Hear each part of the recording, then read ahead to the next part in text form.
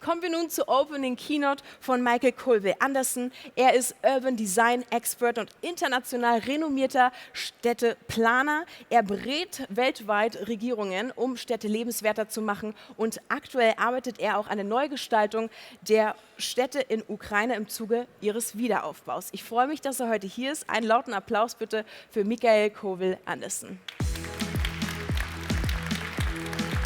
Thank you.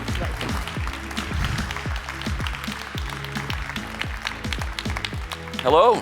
Thank you for the introduction. Thank you for the invitation to speak here today. It's always a pleasure to come to Cologne. But you know what? I am just Mikael from Copenhagen. I have been working in urban design and urban planning in over 100 cities around the world, just trying to do what I can to improve the urban human condition. And for many years, I designed the bicycle infrastructure in cities. And I ended up writing the book, Copenhagenize, the definitive guide to global bicycle urbanism, everything we need to know to put the bicycles back as transport in our cities. It's in English, German, Polish, and now also in Ukrainian, which is pretty cool. I'm also the host of the global television series about urbanism, The Life-Sized City. We just finished season 4. Oh, what's it called in German? Am Puls der Stadt, I think is the title. And I travel around the world and I meet the people who are making urban change happen. And it's not the policymakers or the politicians. It rarely is, right? It is the citizens. There is this incredible collective movement around the world on every continent where citizens are standing up saying, yeah, I can't wait anymore for the urban change that I deserve, so I'm going to do it myself together with my neighbors. It's a beautiful thing, constant source of inspiration. There's a podcast, there's a YouTube channel in English, but there's more important things today than watching YouTube, because I want to talk about how we need to future-proof our urban world, get our cities ready for what is coming, because it's coming. But we as humans, we have to understand ourselves. We are techno-optimists by nature. This is not really a positive thing. We're obsessed with the future. We look at the technological advancements we have in front of us and say, that's cool, but oh my God, what's coming? What's the next cool thing they're going to invent? Technologie offen. It sounds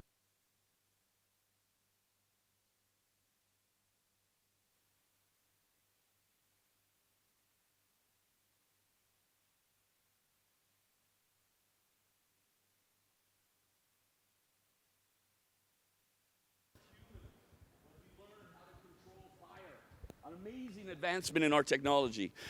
Check. An amazing advancement in our technology. And I always imagine that there's the guys, look at this, we controlled it. I can put the fire over here now if I want to. I can put it over there. But I always imagine there was one person in the tribe going, hey, that's really cool, man. But when do we get the barbecue?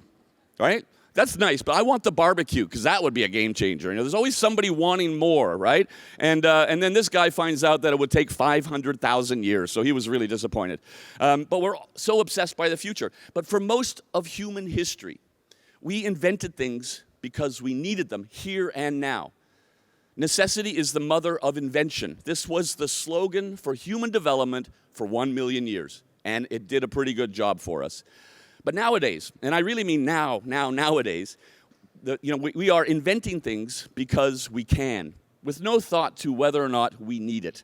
And a lot of the people doing the inventing, certainly in industries like biotech and infotech and other industries, you know, it's entrepreneurs wanting to make some money, it's engineers, it's tech dudes. You know, these people don't represent the rest of us. They don't really have any understanding, in my experience, of what we need in our daily lives. Cities are far too complex and organic and beautiful for this approach. Humans have urgent needs that are not represented by profit-based tech companies. All the wrong people are doing a lot of the inventing in our modern society. And then there's smart cities. I always do this with smart cities. I speak at these conferences. They pay me.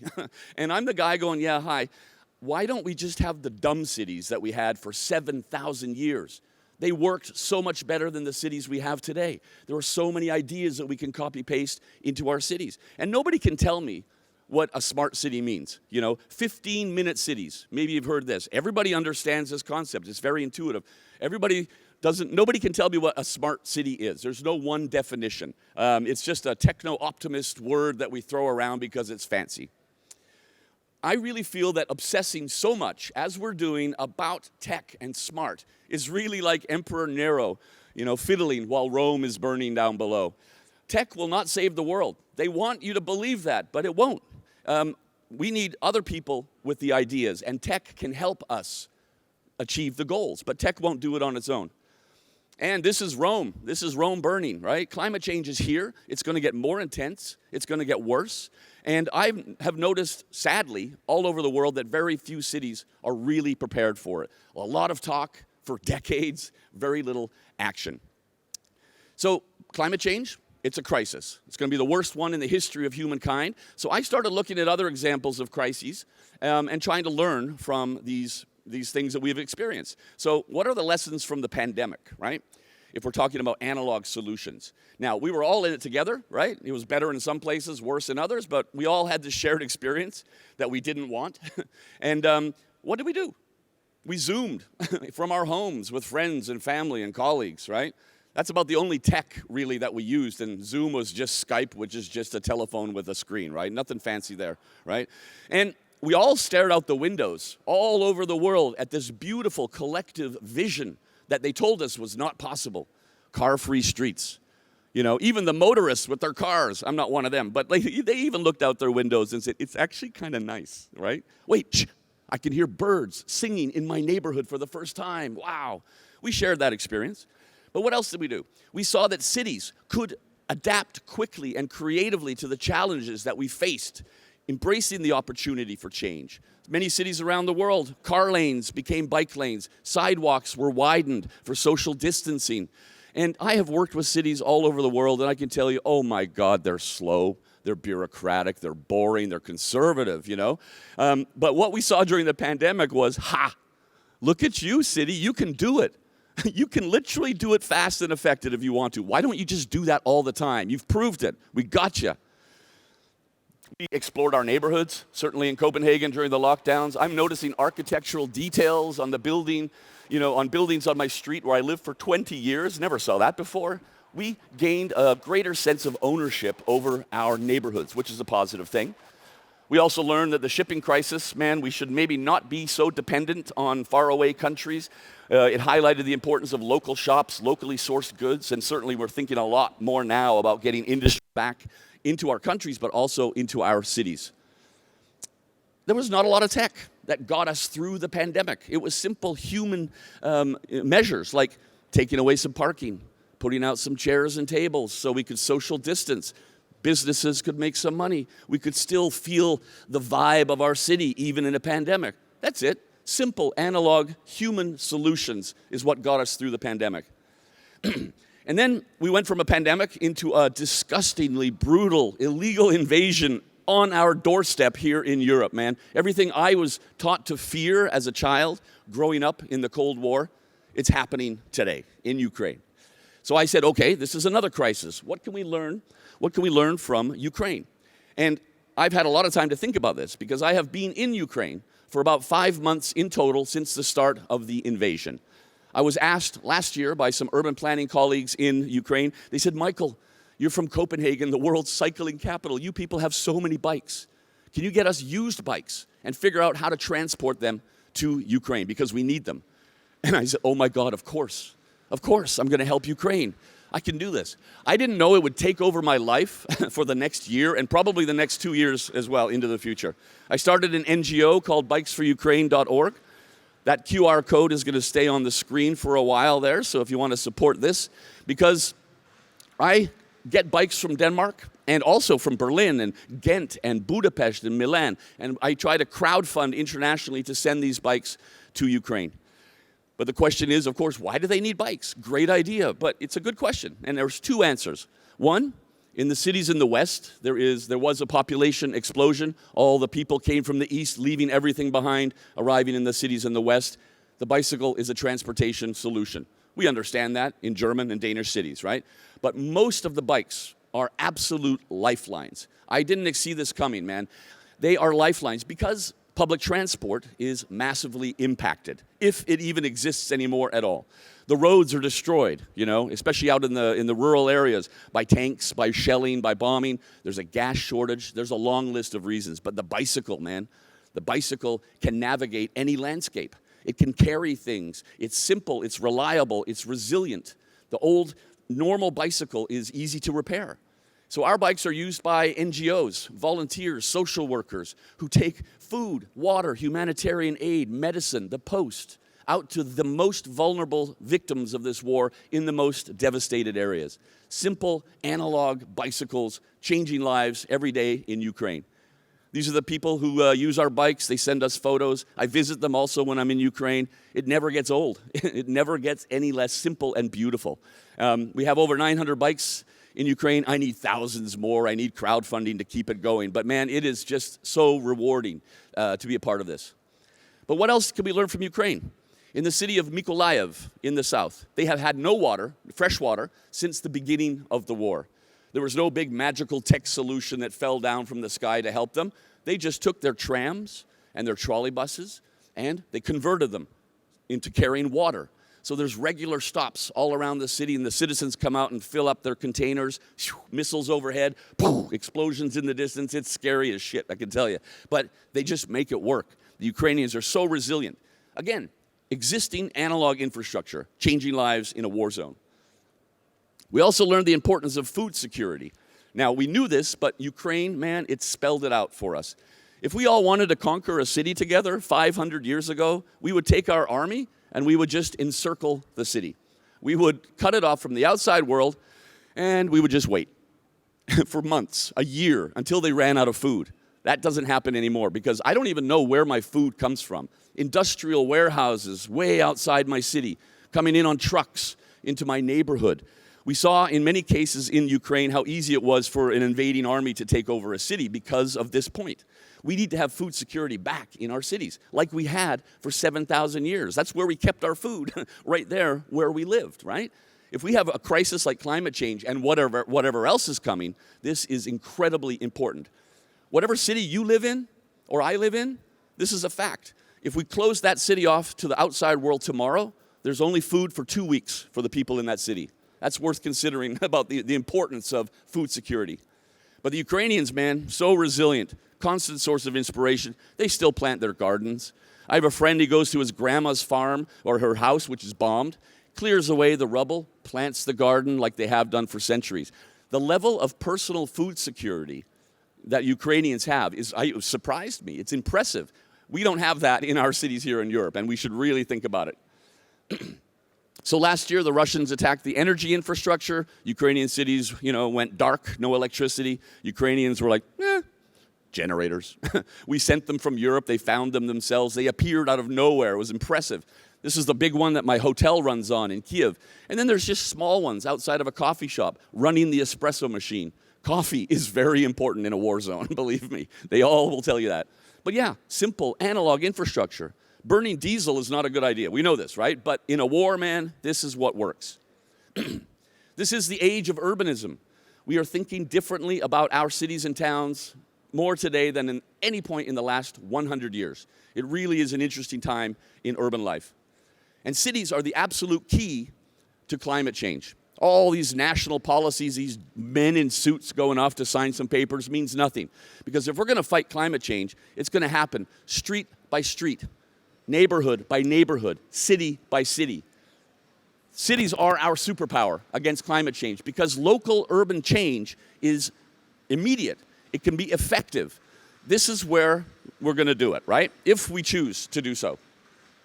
So we have a lot of proof from, the pandemic and war zones about the necessity of future-proofing. But it's not just in these places, it's happening. It's so exciting to see all the different things that are happening around the world. If we just look at mobility, look at all these cities that are just taking away parking from cars, fixing the mistakes we made in the last century by letting the cars into our cities. 65,000 parking spots in Paris, man. It's insane. And this is where we need to go. And this is a very short list, believe me. It's happening. 3 photos from Copenhagen, same location, explaining where we need to go. 1907, beautiful, life-sized street for people. 1972, we made the same mistakes as everybody else. We paved over paradise, and we let in the cars and let them destroy our cities. And now we can see what's happening on the right. It's back to its original form, its original function, a street for people. And this is where we're going. This is where we need to go. You know, we're obsessed with the future, but we need to go back to the future. Back to a time when we were rational and intelligent about urban planning. That time before we invented the automobile. And it came along and completely screwed up all of our thinking about what it is to live in a city and how to develop our cities. Also a time before we gave all the tech bros all this influence that they simply do not deserve. We have to go back to the future. We also have to change the question. We have been asking the same questions every year for decades in our cities, you know, getting the same boring answers, no critical thinking, just like, okay, I guess so, you know. This is one question we need to change. For the most part of 80 years in European cities, longer in America, we've only asked one question of our traffic engineers. How many cars can we fit down a street? How many more can we get down the street? That's it. We know that there's no answer to this last century question. So the cool cities are now changing one word. They are saying, hey, how many people can we move down a street? That simple change gives you a whole new world of answers, right? How many humans can we move down a street? Using all the cool stuff that we have already invented, most of it over 100 years ago. We don't really need to invent very many new things. Everything is tried and tested, and it works. The model I made in Photoshop, it has 10 times the capacity for moving people down the street than the model that we all just adopted from the Americans in the 1940s and 50s, right? This is the choice of a new urban generation facing the greatest crisis in the history of humans. Do we just accept more life with cars? Ooh, no. Life with electric cars, it's the same damn thing, you know. We're still propping up a dinosaur industry.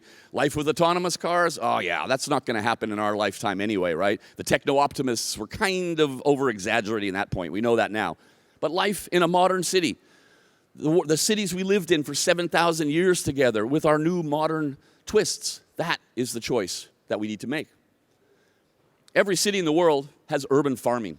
Somebody is growing something on the urban landscape in every city, and that is amazing, and that is cool, and it's important for a long list of reasons. Biodiversity, food security, fighting pollution, the mental health benefits of a green city, the cooling effects of a green city. We know all this. The science is very, very clear, but it's not enough. We need to scale up. No more car parking on this roof in Copenhagen. Now it's an urban farm, an important urban farm, not a cute urban farm. But this is still not enough. We need to go in so many ways to the next level, right? No more baby steps. We need the bold vision to take us into the future to fight the crises that are coming. Paris is the only city in the world to watch right now regarding urbanism. They are doing amazing things almost every week. It's so impressive.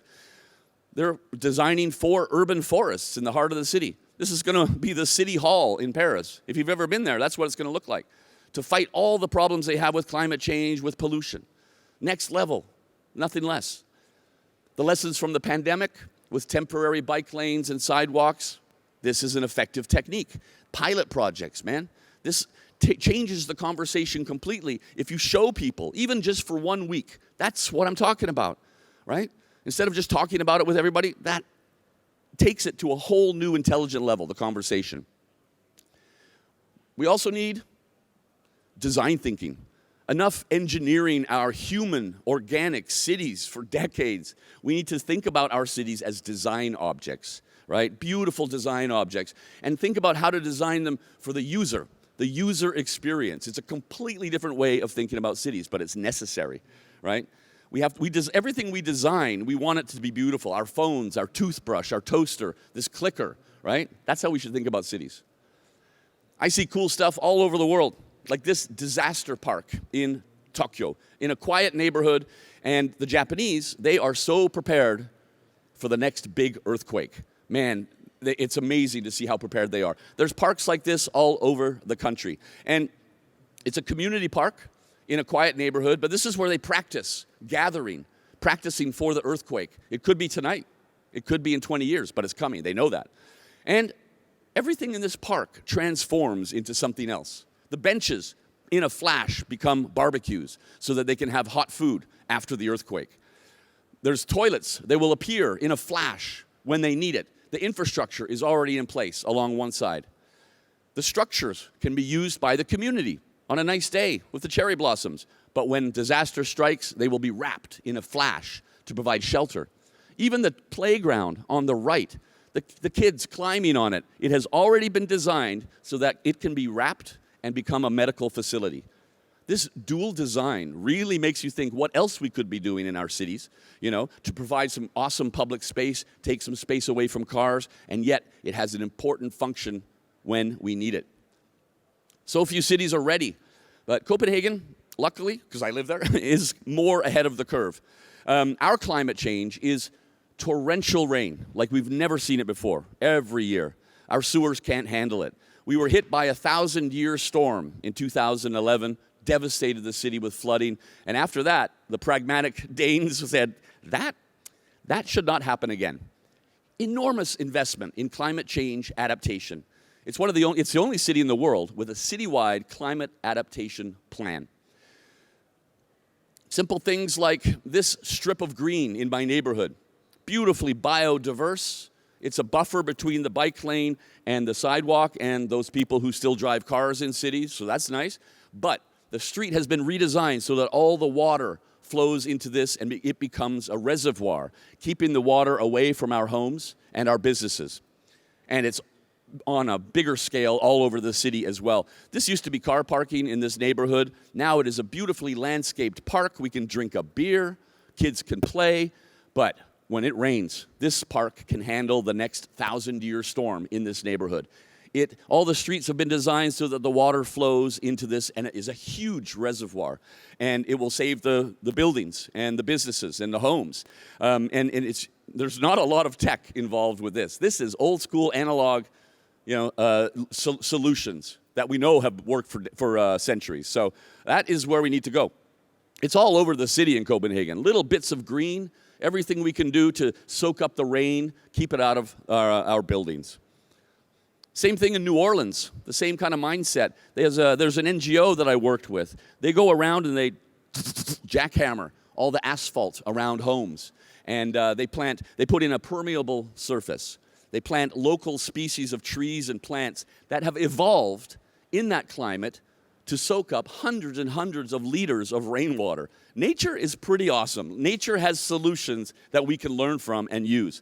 Now when it rains in this neighborhood, that house is dry as a bone. The rest of the street is flooded, and it rains a lot in New Orleans. And then there's this invisible army of individuals just doing the right thing. I meet them all over the world. They're humble. They don't need any big, fanfare. They're just doing what they need to do. Like this guy in Medellin, in Colombia. He goes up the mountain to the informal settlements, the internal refugees struggling to make a life on the side of a mountain, unrecognized by the city, no access to public services. And he comes up there with these simple solar-powered LED lights that you can buy on eBay, and he says, "Hi, I have a solution." And with the community, he engages the community. They put up street lights in these really intensely informal neighborhoods, giving them a lot of safety at night for many different reasons, giving them also the dignity of light, right? Making them self-sufficient. The list is so long, I could go on for hours, but this is another NGO in Buenos Aires, right? They go into low-income neighborhoods and they teach them how to make solar panels out of their garbage. Simple solution with bottles and cans, and it heats the water on the container on the roof. It gives these people hot water for the very first time, the dignity of hot water and self-sufficiency. I don't think many of us, including myself in this room, are ready if it really, really goes bad, right?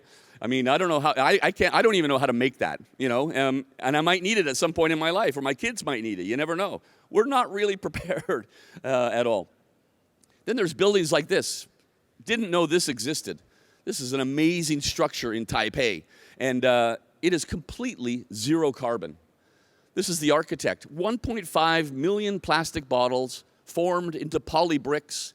This building heats itself. It cools itself. It doesn't care about anything else. It doesn't need anything else to exist. It's an amazing structure. And my question is, why is this not policy in every city in the world, right? Sustainable architecture, using more sustainable materials instead of the concrete and everything we used to use is incredibly important. But also recycled architecture. We're not even at the tip of the iceberg yet, but yet somebody has done it. They've shown the way. copy-paste. Here at the end, I really feel we need to engage the experts. And I have identified who they are through many years of my work. It's very simple. It's not people like me.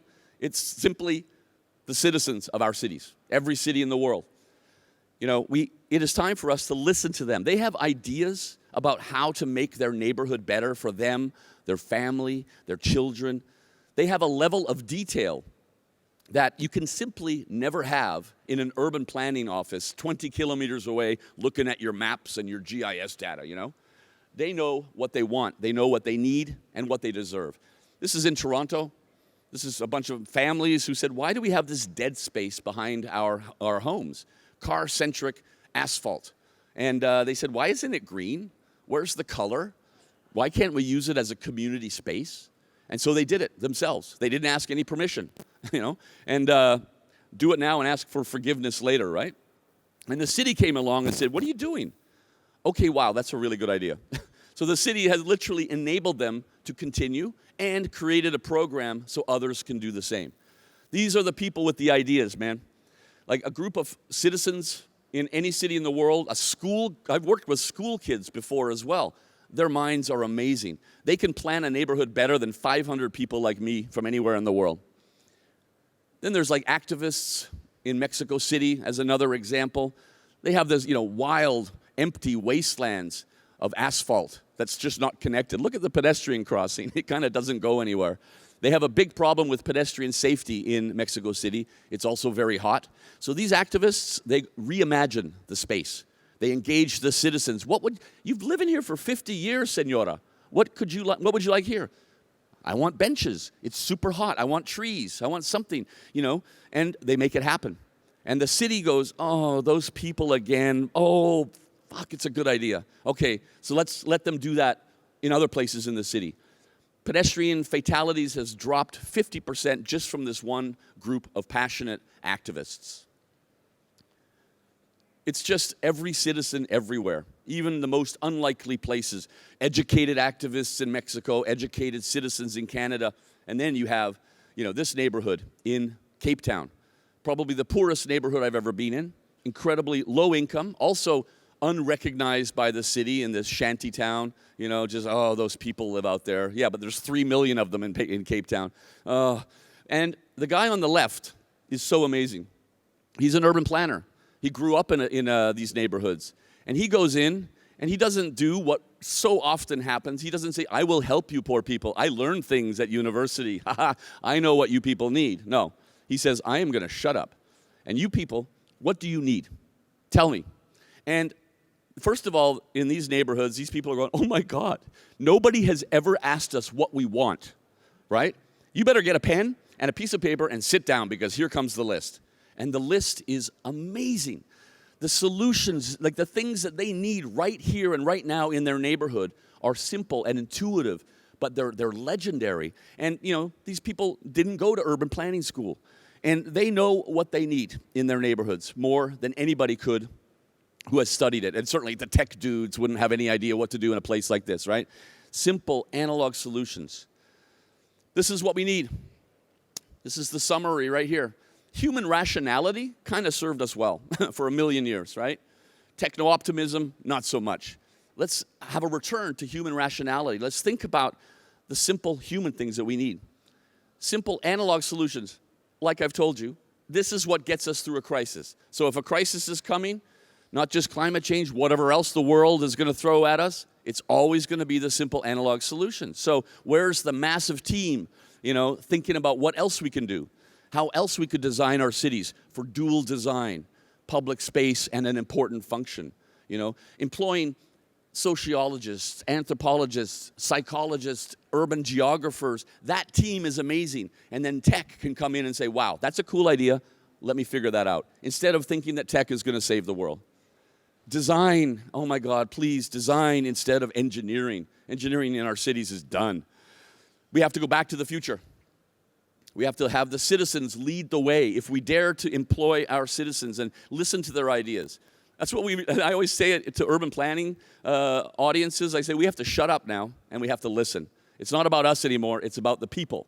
They know exactly what they need to do. citizen power. There are two quotes there, one from Albert Einstein, fancy guy, another one from Jean-Paul Sartre, even more fancy. But I want to close with a quote from the late, great Mr. Elvis Presley, a little less conversation, a little more action, please. Thank you, and Slava Ukraini.